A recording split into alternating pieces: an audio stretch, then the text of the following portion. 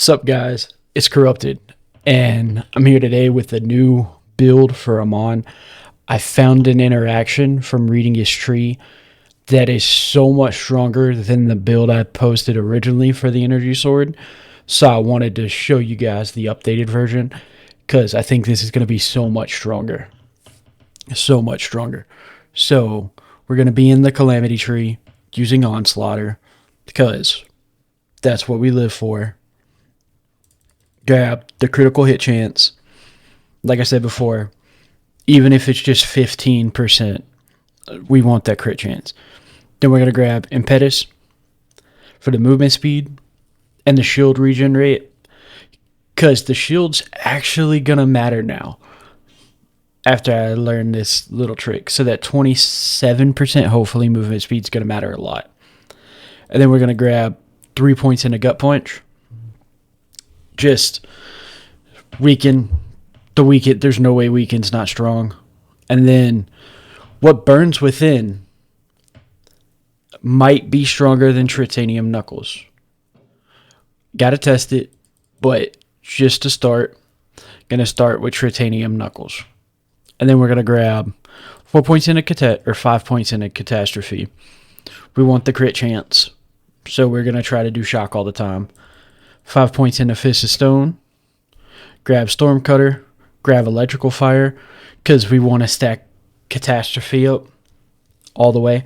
And then we're going to grab Bloodlust to give us Lifesteal, which is beautiful. And you also get it reactivated whenever you activate an action skill. And why that might be important is because the augment we're going to use is Thermal Diffusion. And we're going to try to stay in this all the time. And so the interaction will be that I completely overlooked this in the previous build when I was just like, I'm going to use Fell Frost. Is Rocket Punch now has 2 modes, gains increased radius, which is cool. Turning your melee into an AoE is awesome. But that's not what matters. What matters is and deals bonus damage based on Amon's maximum shield capacity. So, thanks to that, you get 20% of your shield as bonus damage. So, we're going to grab Berserk for all the cryo damage. Then grab There's Only Red for even more cryo damage. And then, realistically, you can throw it in a Bloodlust. But I'm going to throw it in a Rhyme Break just to get my a chunk of my shield back. And then 3 points in there. And then 5 points in Into the Fray. Just, it's more melee damage when we're up in people's face. And then the reason the damage will scale to insane levels is Harbinger. Okay, you need 5 points in Harbinger. So Harbinger is a kill skill that gives you stacks of melee damage and maximum shield capacity. So let's just keep it at the 2% per stack. Let's ignore it getting bigger, right? Let's just ignore the fact that it could get even bigger. So that's at 5 stacks, and we have a chance every time we deal melee damage to activate kill skills. So activating the sword has a chance to activate our kill skill. That's going to give us, at 5 stacks, 10% bonus shield capacity. And that matters because around level 20, shield capacity is around 717 from what we've seen in the play stuff, without any crazy rolls or anything. Just some run-of-the-mill shields has about 717 capacity. But, so, add 10% to that, that's 777. So, 777, what's it called? Capacity. 20% of that capacity is bonus melee damage with Thermal Diffusion Augment. So that takes it from doing the regular old 239 to, here we can pull up a calculator real quick and I can show you all the math on it. So we have 7. So times 1.1 goes up to, well, actually it's 788. So we get 788. It's probably going to round up, but we're just going to say 788. And then we get 157 more damage added to our melee, to the base melee. So it should theoretically increase Rocket Fist damage by more than every other scaling we can get in the game, especially if we can get some crazy shield stuff. Like what if there's an enhancement that increases your shield capacity by 20%? So let's say like we find an enhancement or something, or a rep kit that gives you max shield on activation. Let's say just at the level 20, and we get, if Harbinger goes up to 50%, like if it goes to each point gives 2% per stack, that's 50%. So then we would have, if that's how it works, 20% of that, we would get another 215. It would almost double the melee damage that we are doing. It will almost double the base melee damage.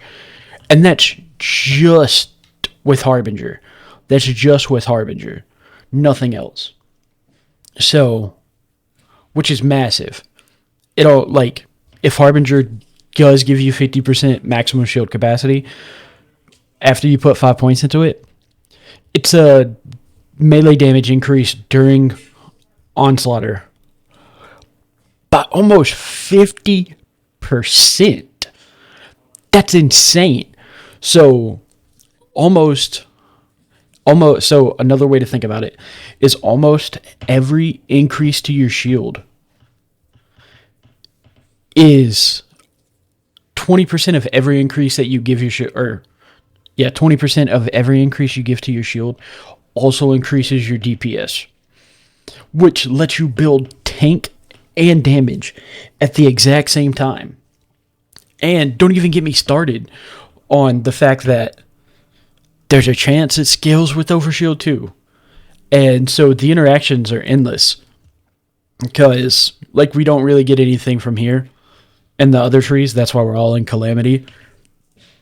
But like, you theoretically could throw some stuff over here, like if you want the action skill duration, but we don't need the action skill duration because Stormcutter gives you back action skill duration, which is like why we're not too worried about it. And then Fist of Stone's how you get this back, and that's how you stay in Onslaughter forever.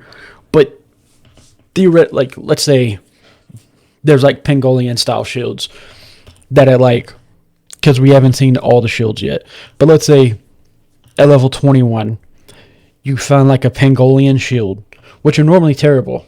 Like Pangolian shields are normally terrible. But what if you get one that has like 1200 capacity at level 21, and it takes a chunk of your health, and you're totally fine with it taking a chunk of your health because you get 20% of the 1200, or it's even crazier than that, because you'd get theoretically an 1800 capacity shield after 5 kills, or after 5 melee attacks if you get lucky, because of the skill that gives your action skills, or not action, your kill skills, a chance to proc on melee damage. So that'd be 1800 with this hypothetical shield, right? Let's say it has 1800 thanks to the Harbinger perk. Okay, times 0.2.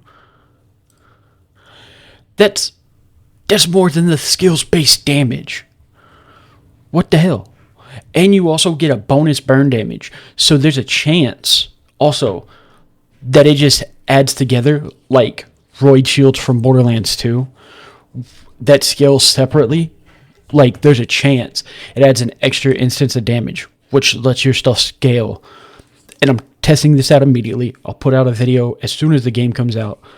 Like, because a couple hours into the game, I'll be able to test the skill.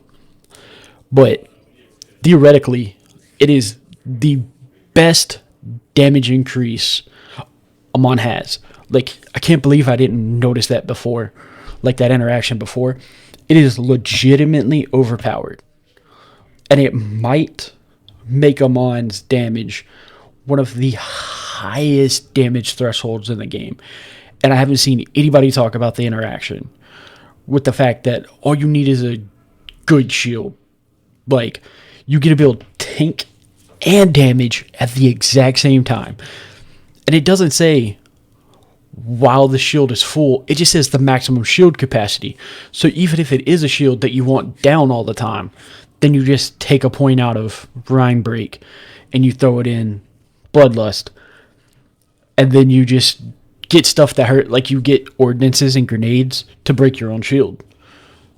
That way you can keep Bloodlust off all the time because it activates whenever your shield breaks.